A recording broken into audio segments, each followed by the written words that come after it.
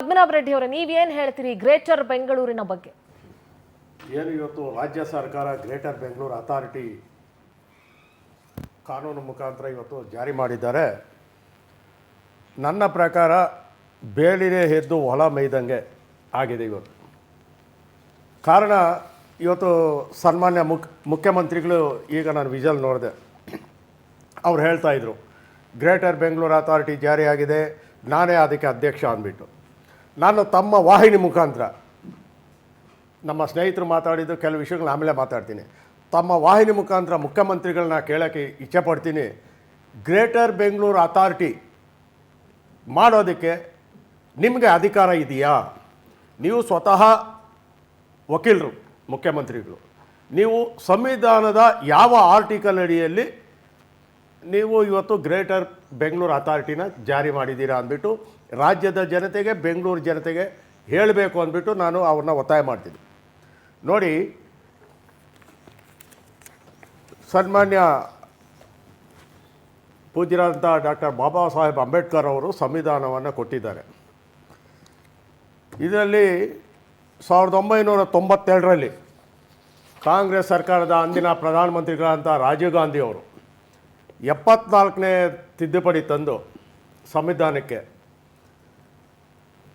Local bodies, panchayat ಇರಲಿ, municipality ಇರಲಿ, municipal corporation ಇರಲಿ, ಇದಕ್ಕೆ ಕಾಲಕಾಲಕ್ಕೆ ಎಲೆಕ್ಷನ್ ಆಗಬೇಕು, ಇವ್ರಿಗೆ ಹೆಚ್ಚಿನ ಅಧಿಕಾರ ಕೊಡಬೇಕು ಅಂದ್ಬಿಟ್ಟು ತಿದ್ದುಪಡಿ ತಂದು ಜಾರಿ ಮಾಡಿದ್ರು.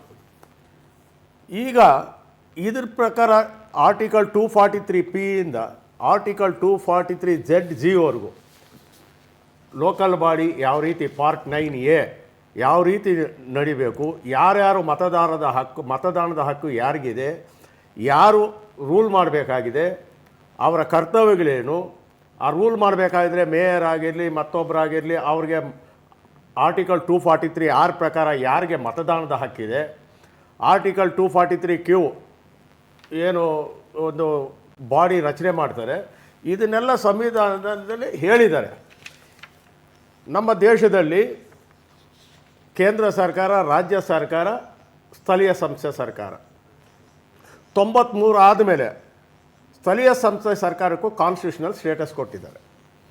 ಈಗ ರಾಜ್ಯ ಸರ್ಕಾರ, ಮುಖ್ಯಮಂತ್ರಿಗಳು ಅಧಿಪತಿಗಳು, ಅವರ ಮಂತ್ರಿಮಂಡಲ ಇದೆ, ಉಸ್ತುವಾರಿ ಮಂತ್ರಿಗಳಿರ್ತಾರೆ, ಉಸ್ತುವಾರಿ ಮಂತ್ರಿಗಳಿರ್ತಾರೆ, ಬೆಂಗಳೂರು ನಗರಾಭಿವೃದ್ಧಿ ಮಂತ್ರಿಗಳಿದ್ದಾರೆ, ಅವರೇ ಉಸ್ತುವಾರಿ ಮಂತ್ರಿಗಳು ಸಹ.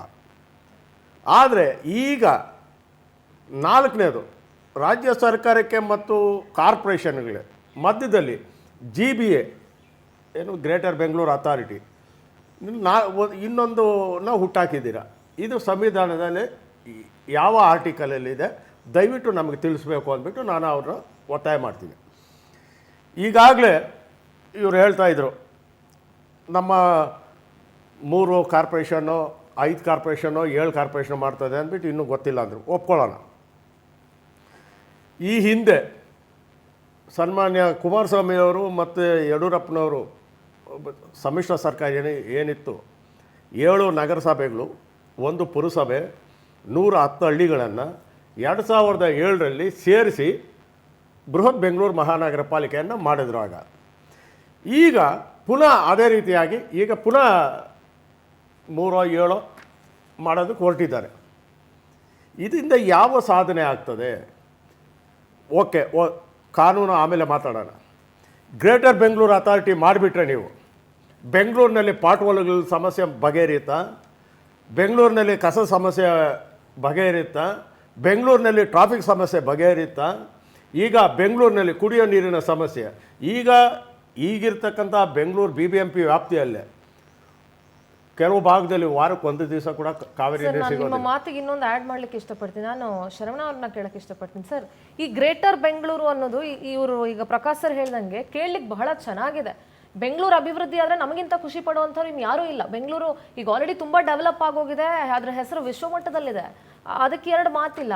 ಈಗ ಅವ್ರು ಹೇಳ್ದಂಗೆ ಗ್ರೇಟರ್ ಬೆಂಗಳೂರು ಮಾಡಿದ ತಕ್ಷಣ ಎಲ್ಲ ಸಮಸ್ಯೆಗಳು ಬಗೆಹರಿಯುತ್ತೆ. ಅಂದರೆ ಈಗ ಪಾಟ್ ಹೋಲ್ ಸಮಸ್ಯೆ ಇರಲಿ, ರಸ್ತೆ ಗುಂಡಿ ಸಮಸ್ಯೆ ಇರಲಿ, ಅಥವಾ ನೀರಿನ ಸಮಸ್ಯೆ ಇರಲಿ, ಇನ್ನೊಂದು ಸಮಸ್ಯೆ ಇರಲಿ, ಈಗ ಯಾಕೆ ಸರಿಪಡಿಸಕ್ ಆಗ್ತಿಲ್ಲ, ಗ್ರೇಟರ್ ಬೆಂಗಳೂರು ಆದ್ರೆ ಹೇಗೆ ಸರಿಪಡಿಸ್ತೀರಿ ಅನ್ನೋದಕ್ಕೆ ನಾನು ನಿಮ್ಮಿಂದ ಉತ್ತರವನ್ನ ಬಯಸ್ತೀನಿ. ಅದಕ್ಕಿಂತ ಮುಂಚೆ ನಾನು ನಮ್ಮ ಪಾಲಿಕೆಯ ಮಾಜಿ ಸದಸ್ಯರು ನರಸಿಂಹ ನಾಯಕ್ ಅವರಿದ್ದಾರೆ, ಅವ್ರನ್ನ ಕಾರ್ಯಕ್ರಮಕ್ಕೆ ಬರ್ಮಾಡ್ಕೊಳ್ತೀನಿ. ನರಸಿಂಹ ನಾಯಕ್ ಜಿ, ನಮಸ್ತೆ, ಕಾರ್ಯಕ್ರಮಕ್ಕೆ ಸ್ವಾಗತ.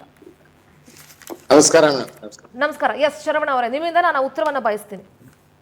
ಮೇಡಮ್, ಈಗ ಸರ್ ಹೇಳ್ದಂಗೆ ನಮ್ಮಲ್ಲಿ ಪಾಟ್ ಹೋಲ್ಸ್ ಪ್ರಾಬ್ಲಮ್ ಇದೆ, ಗಾರ್ಬೇಜ್ ಪ್ರಾಬ್ಲಮ್ ಇದೆ, ಟ್ರಾಫಿಕ್ ಪ್ರಾಬ್ಲಮ್ ಇದೆ. ಇದೆಲ್ಲ ಸಾಲ್ವ್ ಆಗುತ್ತೆ ಅಂದರೆ ಖಂಡಿತವಾಗ್ಲೂ ಸಾಲ್ವ್ ಆಗೋದಕ್ಕೋಸ್ಕರನೇ ಈ ಒಂದು ಗ್ರೇಟರ್ ಬೆಂಗಳೂರು ನನ್ನ ಅದೇ ಪ್ರಶ್ನೆ ನಿಮಗಿಟ್ಟೆ. ಈಗ ಯಾಕೆ ಅದು ಸಮಸ್ಯೆ ಸಾಲ್ವ್ ಆಗ್ತಾ ಇಲ್ಲ? ಗ್ರೇಟರ್ ಬೆಂಗಳೂರು ಆದ್ರೆ ಯಾವ ರೀತಿ ಅದಕ್ಕೆ ಪರಿಹಾರವನ್ನ ಹುಡುಕೋತೀರಿ? ಈಗ ಏನಾಗಿದೆ ಗೊತ್ತಾ ಮೇಡಮ್, ಈಗ ಸಣ್ಣದೊಂದು ವಾಟರ್ ಸಪ್ಲೈ ಅವರು ಒಂದು ಗುಂಡಿನ ಅಗಿತಾರೆ, ಅವ್ರದ್ದೇನೋ ಒಂದು ಕೆಲಸ ಮಾಡಬೇಕಂತ. ಅವ್ರು ಅಗಿತಾರೆ, ಮುಚ್ತಾರೆ, ಹೊಟ್ಟೋಗ್ತಾರೆ. ಅಂದರೆ ಇನ್ನು ಏನು ಸರಿಪಡಿಸಲ್ಲ. ಇವನೇನು ಅಗ್ದಿದ್ದಾನೆ, ಇವನೇನು ಮಾಡಿದ್ದಾನೆ BBMP ಗೊತ್ತಿಲ್ಲ. ಕೋಆರ್ಡಿನೇಷನ್ ಇಲ್ಲ. ಯಾಕಿಲ್ಲ? ಇಲ್ಲ, ಅದು ಹಂಗೆ ಡಿವೈಡ್ ಆಗಿದೆ ಬಾಡಿ. ಒಂದೊಂದು ಹೌದು, ಅದನ್ನೇ ಹೇಳ್ತಾ ಇದೀನಿ. ಒಂದೊಂದು ಬೋರ್ಡುನು ಅದು ಅದು ಸಪ್ರೇಟ್ ಆಗಿದೆ. ಯಾವುದಕ್ಕೂ ಒಂದಕ್ಕೊಂದು ಲಿಂಕ್ ಇಲ್ಲ, ಅಲ್ಲಿ ಕೋಆರ್ಡಿನೇಷನ್ ಇಲ್ಲ. ಆ ಕೋಆರ್ಡಿನೇಷನ್ ಸಿಸ್ಟಮ್ ತರಲೇಬೇಕೀಗ. ಒಂದ್ ನಿಮಿಷ, ಕೋಆರ್ಡಿನೇಷನ್ ಸಿಸ್ಟಮ್ ತರಲೇಬೇಕಲ್ಲ? ಹೌದು, ತನ್ನಿ ಈಗಲೇ ನೋಡೋಣ. ಅದನ್ನೇ ಹೇಳ್ತಾರೆ, ಅದಕ್ಕೊಂದು ಆಕ್ಟ್ ಮಾಡಿ ಇವಾಗ ಎಲ್ಲರೂ ಒಟ್ಟುಗೂಡಿಸಲೇಬೇಕು. BBMP ಆಕ್ಟ್ ಮಾಡಿ. ಇಲ್ಲ ಜಾರಿ ಮಾಡಲ್ಲ. Why do you want to create another act? ನಾನೇನಂದೆ, ದಿಸ್ ಬಾಡೀಸ್ ಆರ್, ಅವ್ರ ಜವಾಬ್ದಾರಿ ಕೇಂದ್ರ ರಾಜ್ಯ ಸರ್ಕಾರಕ್ಕಿದೆ, BBMPಗೆ ಇಲ್ಲ. ಅದಕ್ಕೆ ಈ ಸಮಸ್ಯೆ ಆಗ್ತಿರೋದು. ಏನಾದರೂ ಇನ್ನೊಂದು ಮಾತು ಒಂದೇ ಒಂದು ವರ್ಡ್ ಹೇಳಕ್ ಇಷ್ಟಪಡ್ತೀನಿ ಸರ್. ಇಚ್ಛಾಶಕ್ತಿಯ ಕೊರತೆ ಇದೆಯಲ್ಲ, ಅದು BBMPಯಲ್ಲಿ ಹಾಸ್ಕೊಂಡು ಹೊತ್ಕೊಂಡಂಗೆ ಕಾಣಿಸ್ತಾ ಇದೆ ನನಗೆ.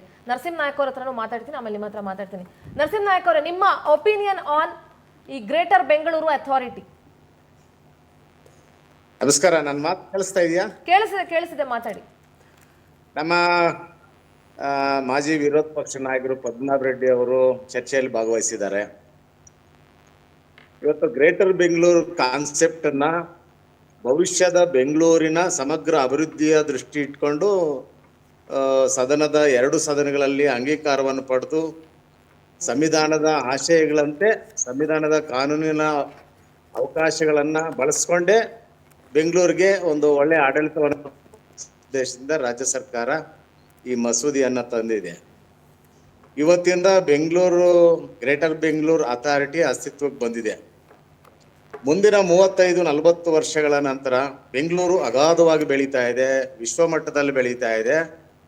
ಇದರಲ್ಲಿರ್ತಕ್ಕಂತಹ ನಾಗರಿಕರಿಗೆ ಸುಲಭವಾಗಿ ಆಡಳಿತವನ್ನ ಮನೆ ಬಾಗಿಲಿಗೆ ಕೊಡ್ತಕ್ಕಂತಹ ಒಂದು ಸದುದ್ದೇಶವನ್ನ ಇಟ್ಕೊಂಡು ಗ್ರೇಟರ್ ಬೆಂಗಳೂರು ಅಥಾರಿಟಿಯನ್ನ ಅದನ್ನೇ ನಾನು ನಿಮಗೆ ಕೇಳಕ್ಕೆ ಇಷ್ಟಪಡ್ತಾ ಇದ್ದೀನಿ. ಈ ಗ್ರೇಟರ್ ಬೆಂಗಳೂರಿನ ಒಂದು ಕಾರ್ಯವೈಖರಿಯನ್ನ ತಿಳಿಸಬಹುದಾ? ಹೇಗೆ ಮನೆ ಬಾಗಿಲಿಗೆನೆ ಹೋಗಿ ಜನರಿಗೆ ಸೇವೆ ಕೊಡ್ತಾರೆ, ಹೇಗೆ ಬೆಂಗಳೂರಿನ ಇನ್ನೊಂದಷ್ಟು ಡೆವಲಪ್ ಮಾಡ್ತಾರೆ, ಅದೊಂದು ಬಗ್ಗೆ ಒಂದು ಸ್ವಲ್ಪ ಎಕ್ಸ್ಪ್ಲೇನ್ ಮಾಡ್ಬೋದಾ ನೀವು ನನಗೆ? ದಯವಿಟ್ಟು. ಈಗ ಬೆಂಗಳೂರು ಮೇಯರ್ ಕ್ಯಾಮ್ರಾ ಪ್ಲೇಸ್ಮೆಂಟ್ ಸರಿಯಾಗಿ ಇಟ್ಕೊಳ್ಳಿ ಸರ್. ಓಕೆ. ಈಗ ಬೆಂಗಳೂರು ಮೇಯರ್ ಅವರು 1 ವರ್ಷದ ಅವಧಿಗೆ ಆಯ್ಕೆ ಆಗ್ತಾರೆ. ಮೇಯರ್ ಅವರಿಗೆ ಬೆಂಗಳೂರಿನ ಮೂಲೆಯ ಪರಿಚಯ ಆಗೋದಕ್ಕೂ ಸಾಧ್ಯನೇ ಇಲ್ಲ.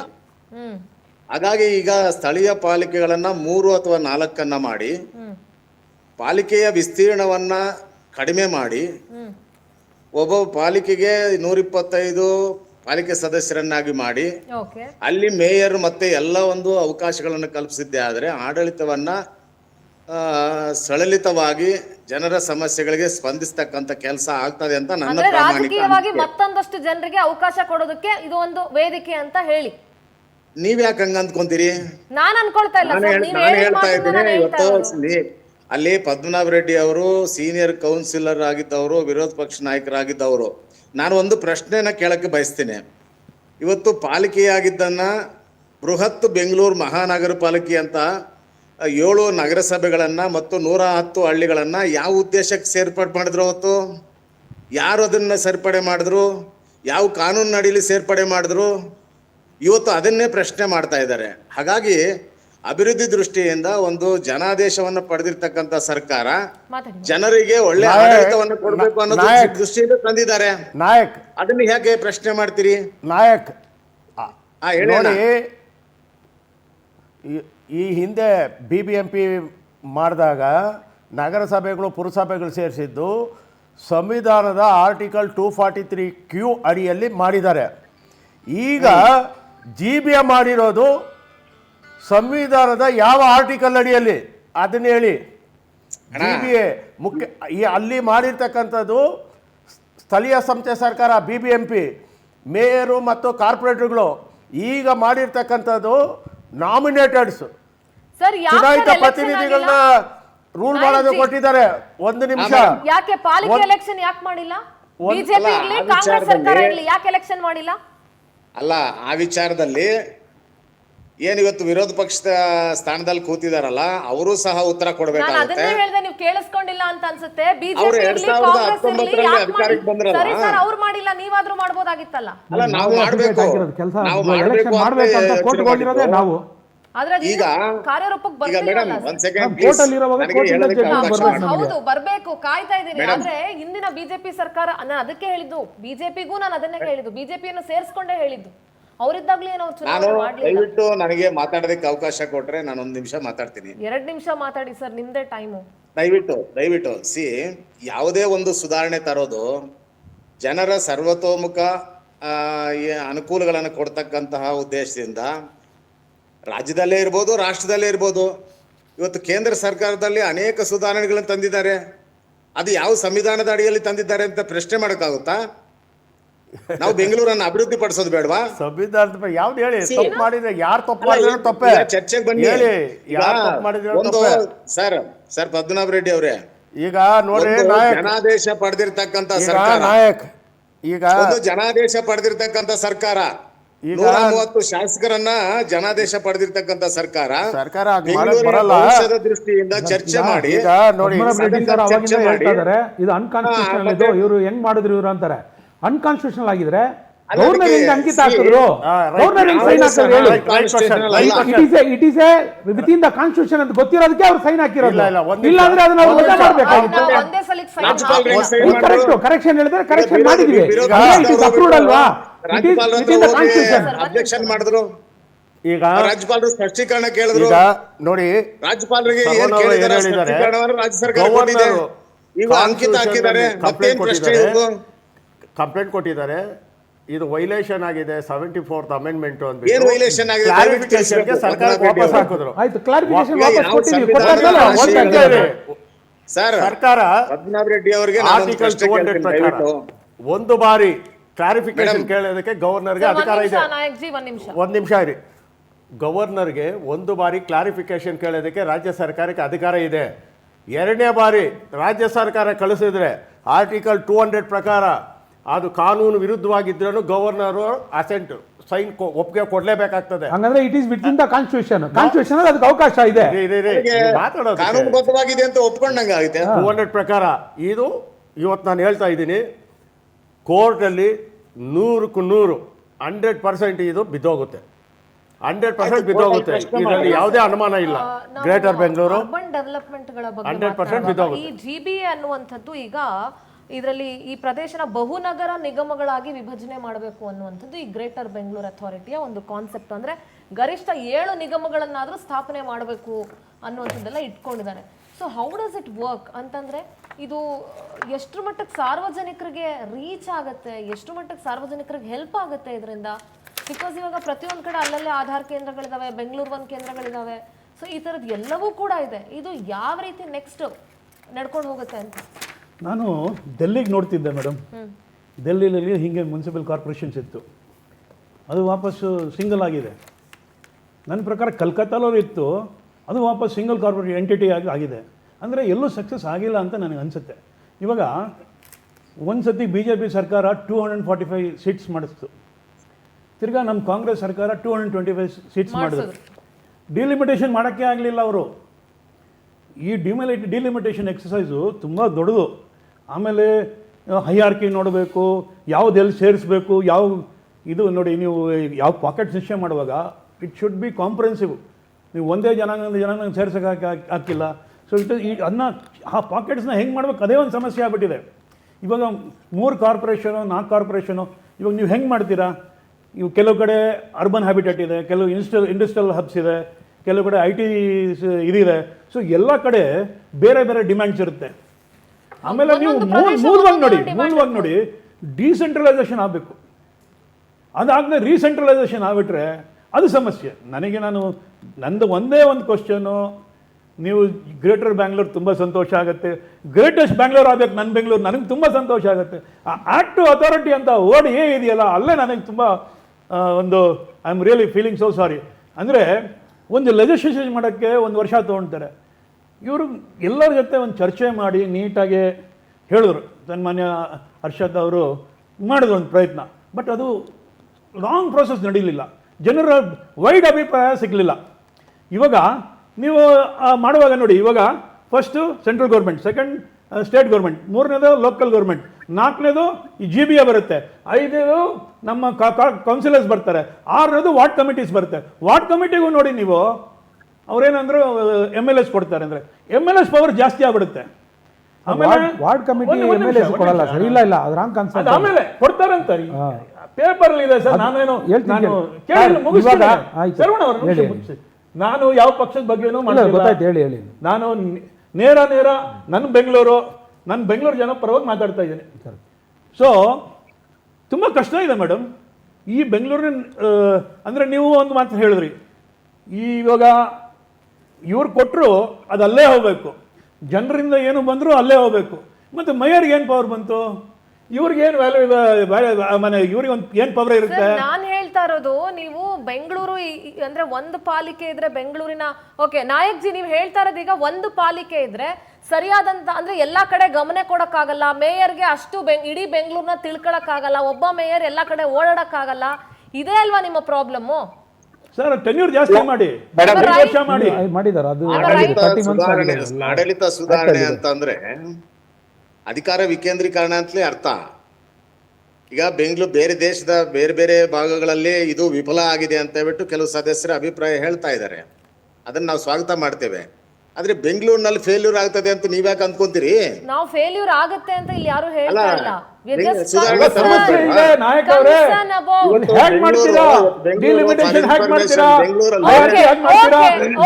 ಜುರಿಸ್ಡಿಕ್ಷನ್ ಹ್ಯಾಕ್ ಮಾಡ್ತೀರಾ, ಅದು ಕೇಳ್ತಿದ್ದೀವಿ. ಅದು ಸಮಸ್ಯೆ ಇದೆ.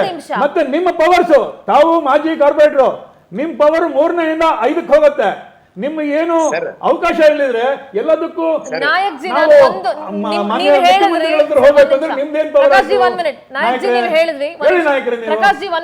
ನೀವು elected by local area people, ನಿಮಗೆ ಎಲ್ಲ ನಿಮ್ಮ ಹತ್ರ ಬರ್ತಾರೆ.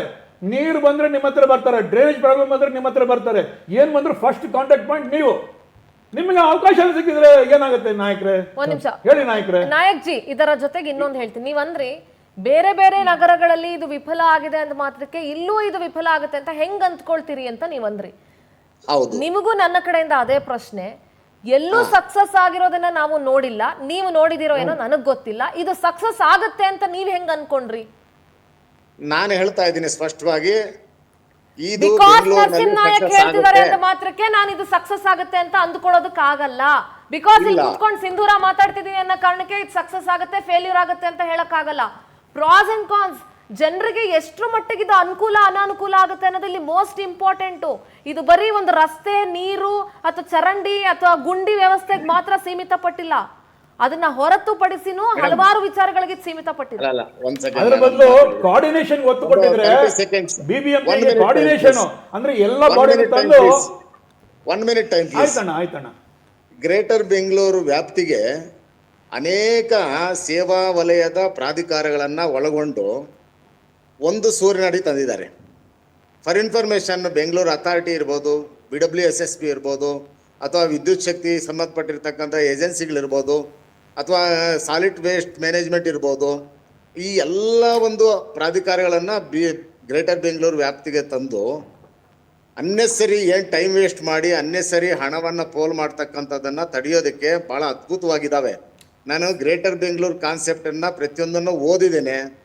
ನನಗೆ ಭವಿಷ್ಯದ ಬೆಂಗಳೂರಿಗೆ ಗ್ರೇಟರ್ ಬೆಂಗಳೂರು ಅಥಾರಿಟಿ ಸಕ್ಸಸ್ಫುಲ್ ಆಗುತ್ತೆ. ಸೇಮ್ ಕ್ವೆಶ್ಚನ್, ಎಲ್ಲವನ್ನ ತಂದು ಗ್ರೇಟರ್ ಬೆಂಗಳೂರಿಗೆ ಹಾಕಕ್ಕೆ ಮುಂದಾಗಿದ್ದಾರೆ ಅನ್ನುವಾಗ ಎಲ್ಲವನ್ನ ಬಿಬಿಎಂಪಿ ಕೆಳಗೆ ತಂದು ಹಾಕಬಹುದಲ್ಲ? ಈಗ ಒಳ್ಳೆ